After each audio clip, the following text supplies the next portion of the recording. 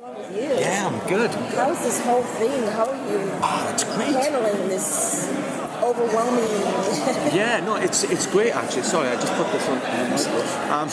No, it's great. I'm having a wonderful time. I mean, we finished filming episode 2 last night, 3 o'clock in the morning, and then went home, had an hour and a half sleep, woke up, jumped on a plane, and here I am. Yeah, no, it's great. It's great. The fans are amazing, and it's my first time kind of having this kind of experience, and it's awesome. Were you familiar with Constantine when you took on the role? I'd watched the movie. That was pretty much all I knew about it. But for years, a very good friend of mine had been telling me about John Constantine. He'd been like, John Constantine's my favourite character, and Hellblazer is my favourite comic book and stuff. And then when I got the audition, I read the script and I loved the script, and he was like, "You're up for John Constantine. They're making Constantine," and he sat me down and was like, "Right, okay, this is what it is, and this is what it's going to be like." And so, got a nice primer. yeah, man, he's like my worst. He's going to be my worst critic, but also like I think if I can please him, then I might be okay with the fans. So it's a good kind of line, Well, I've seen the pilot, and you're incredible. So many layers and nuances that you have there.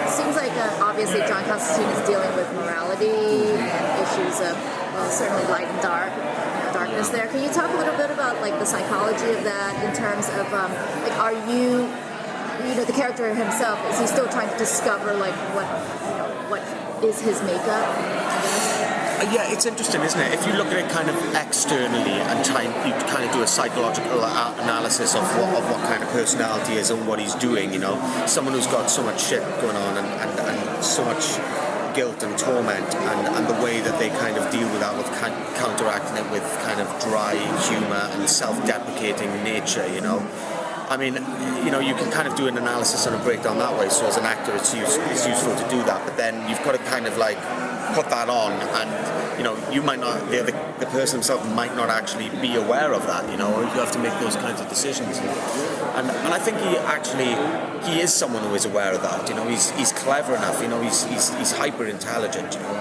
and I think that he's someone who is aware of kind of what's going on, but he kind of gives over to the nature of, well, that's life, isn't it? And that's what's interesting about him. He kind of does give over to nature. Life this is the wheel of life, and that's what it is, and kind of rolls along with that. I mean, I don't know, it's an interesting thing. I'm still discovering it myself, and that's what's great about playing a character like this, is you've got all those kind of three-dimensional, multifaceted things to kind of get your head into and flesh out and get under his skin, I'm looking forward to that in the next couple of episodes. So how much? I was going to say how much. Go ahead. No, how much in advance do you know what's going to be happening? Like, what's the character in the grand scheme of things, or are they just you get a script and that's when you find out what's going on? It's the beginning, so. The last episode we did was pretty kind of sorry, I've got this guy over there and he's dressed as a demon and he needs exercises. But it depends. I mean, we know where we're going in advance, so I know the concepts and the ideas of where we're going. I think I've read up to episode 4 now, and we're just going into episode 3. I've just read episode 4. I've got episode 5, but I haven't had a chance to read it. So it's kind of like the first couple of episodes is kind of like trying to find the groove. Do you know what I mean? Trying to, it's like you're moving into a new house, start in production, and you don't know what drawer things are in, so you're trying to put everything in place so that you can kind of sail with it, and so that's kind of where I'm at the moment. But on this episode we've just done, it was great actually. I think it's going to be a really good episode, and I'm looking forward to kicking into number 3 as well. Do you have any special training You had a special training, and how about the physicality of the role? Physically? Yeah, they actually got me a trainer, a great trainer called Christine Hazelton, who David Boyer uses, and I trained with her for a while.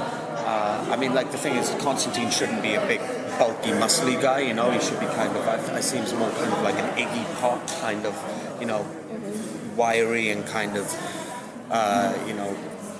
kind of ripped, but not kind of he's not kind of your superhero muscle man. Do you know what I mean? So yeah, I did a bunch of that kind of training, and then there's the stunts and stuff. We've got a great stunt guy, and I've done a bunch of my own stunts before as well. So.